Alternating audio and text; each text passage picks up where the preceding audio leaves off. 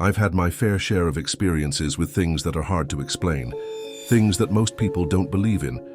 What I'm about to share happened years ago, but the memory still lingers like a shadow in the corner of my mind. At present, I'm already in my first year of college, but this happened back when I was in 8th grade. At that time, I lived alone in our house. My younger sibling stayed with my older sister, while my mother worked in another city. My daily routine was simple: eat, sleep, go to school, and occasionally hang out with friends. That was my life. Our house was near an elementary school. Behind it lay a thick forest, and beside it stood another home. In front, a massive star apple tree loomed, with an old rope hanging from its branch. That rope had been there since I was in 1st grade, swaying slightly in the wind like an eerie reminder of something long forgotten. This particular night was just like any other, until it wasn't. After school, I came home to an empty house, as usual. The power had been out since the morning. A truck had accidentally hit the electrical post, knocking down the lines, and no one had bothered to fix it yet. With no electricity and no close neighbors to rely on, I had no choice but to endure the night in darkness. The only source of light was from the neighbor's house across the street. Here it shone faintly through my open window. No curtains, no barriers. The only thing keeping me company was my old keypad phone, which I charged at school during the day. By 6 in the evening, I decided to sleep early.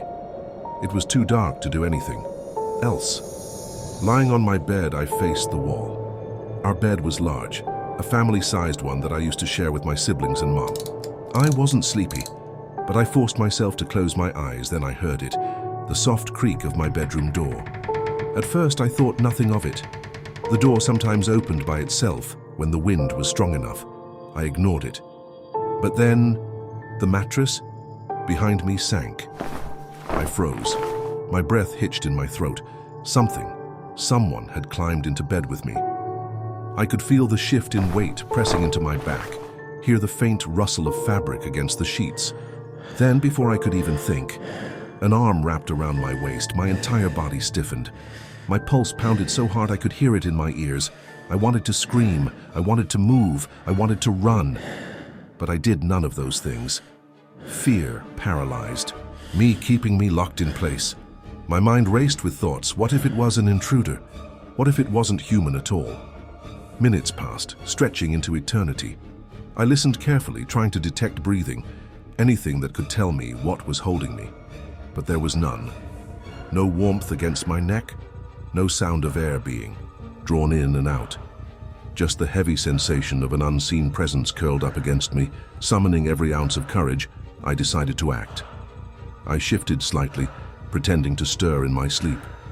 Slowly I turned over, just enough to get a glimpse of whatever was lying beside me. Nothing. No one was there.